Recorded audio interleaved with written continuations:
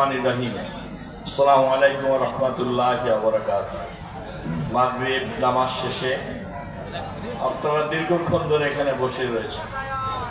আমাদের বাইতলা ইউনিয়নের চাকসির ঐতিহ্যবাহী চাকসি প্রাথমিক বিদ্যালয় প্রাঙ্গণে এই মাঠে আদর্শ সমাজ কল্যাণ ফাউন্ডেশন এবং কৃষক দল আয়োজিত আজকের এই আত্মমানবতার সেবায় অসহায় নারী পুরুষ দুস্থ গরিব ব্যক্তিদের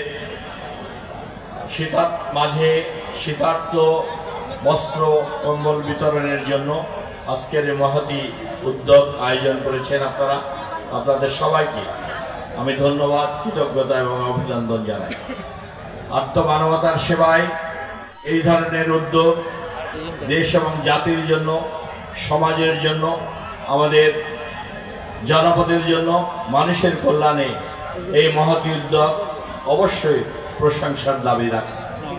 আল্লাহ রাব্বুল আলামিন আমাদেরকে রহমত দান করেছেন, আমাদেরকে অনুগ্রহ দান করেছেন। এ কারণেই প্রতি বছরের মতো আদর্শ কল্যাণ ফাউন্ডেশন এবছরে শীতার্তদের মাঝে, গরিব মানুষের মাঝে এই কম্বল বিতরণ কর্মসূচি করার সুযোগ সৃষ্টি করে দিয়েছেন। এই জন্য আমরা আল্লাহ রাব্বুল আলামিনের দরবারে শুকরিয়া আদায় করি। সবাই বলেন আলহামদুলিল্লাহ। মহান আল্লাহ রাব্বুল আলামিনের ইচ্ছা এবং রহমত ছাড়া মানুষ কখনো সফলতা অর্জন করতে পারবে না। আমাদেরকে সবসময় আল্লাহ এবং আল্লাহ রাসূলের আনুগত্য করেই এই দুনিয়াতে মানুষের কল্যাণে সৎ আমলগুলো, আমাদের কাজগুলো করতে হবে।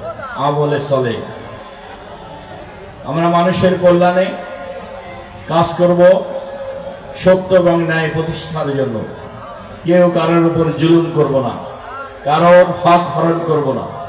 সামাজিক এবং অর্থনৈতিক ন্যায় বিচার প্রতিষ্ঠার জন্য আমাদেরকে সংগ্রাম করতে হবে, লড়াই করতে হবে। আত্মমানবতার সেবায় দুঃখী দরিদ্র অসহায় গরিব মানুষের পাশে আমাদেরকে দাঁড়াতে হবে। এই সমাজের যারা বিত্তবান রয়েছে তাদেরকে এই সমাজের গরিব অসহায় মানুষের পাশে দাঁড়াতে হবে। আমাদের এই এলাকা বিগত 17 বছর সন্ত্রাসের জনপদ ছিল। আপনারা সবাই জানেন, এখানে মন্ত্রী ছিল, মেয়র ছিল, এমপি ছিল। কিভাবে এই রামপাল বাংলায় মানুষ অত্যাচারিত, নির্যাতিত হয়েছে বিগত 17 বছর। রাষ্ট্র শক্তিকে হাতে নিয়ে ক্ষমতার ব্যবহার করে মানুষের উপর জুলুম, অত্যাচার, নির্যাতন করেছে, সন্ত্রাসের জনপদ গড়ে তুলেছে।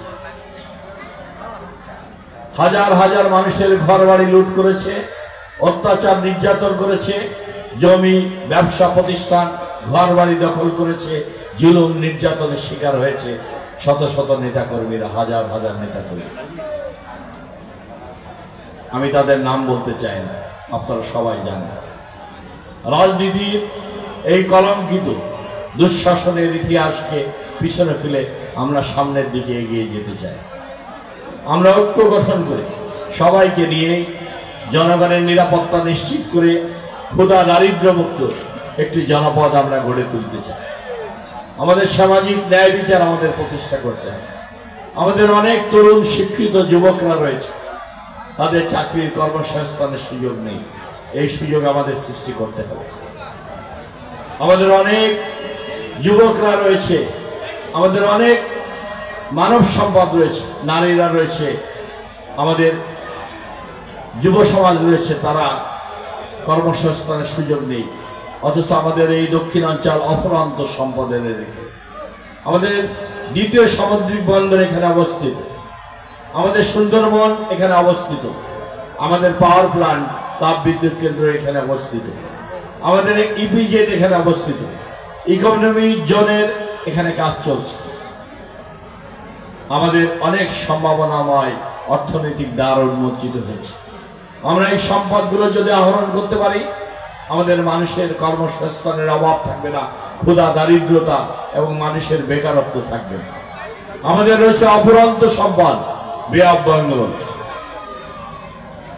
আমাদের এই বে অফ বেঙ্গলে আমাদের প্রচুর সম্পদ লুকিয়ে রয়েছে। আমাদের এই সম্পদ আহরণ করতে হবে প্রযুক্তি উদ্ভাবনের মাধ্যমে দিয়ে।